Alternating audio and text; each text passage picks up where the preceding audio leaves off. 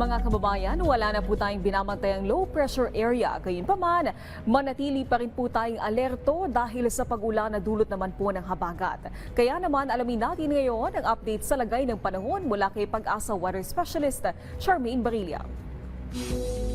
Magandang hapon sa lahat ng mga tagapakinig at narito ang ulat sa lagay ng panahon ngayong hapon ng Lunes, July 14, 2025. Sa kasalukuyan, southwest monsoon pa rin ang nakakaapekto sa ating buong bansa at nagdadala ng makulimlim na panahon at mga kalat-kalat na pag-ulan dito sa may Western Visayas, Negros Island, Zamboanga Peninsula, Northern Mindanao, Zambales, Bataan, Occidental, Mindoro, Romblon at Palawan.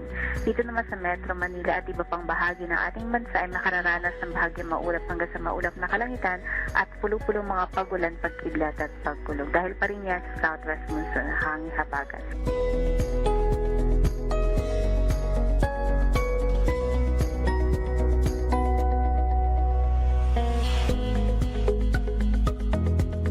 Samantalang, wala pa naman tayong binabantayan na low pressure area sa alinang bahagi ng ating bansa, ngunit posible na mag-develop yung nakikita nating cloud cluster dito sa Eastern Mindanao into low pressure area ngayong linggong ito. Sa magiging pagtaya naman ng panahon sa susunod na 3 araw, yung binabantayan nga nating cloud cluster ngayon na may posibilidad na maging low pressure area sa susunod na mga araw ay maaaring maghugot o magpalakas pa ng ating southwest monsoon at magdadala ng moderate hanggang malalakas na mga pag-ulan, lalong-lalo na dito sa may Western Visayas at Negros Island.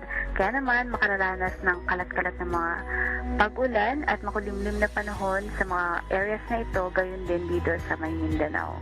Sa lagay naman ng ating dam,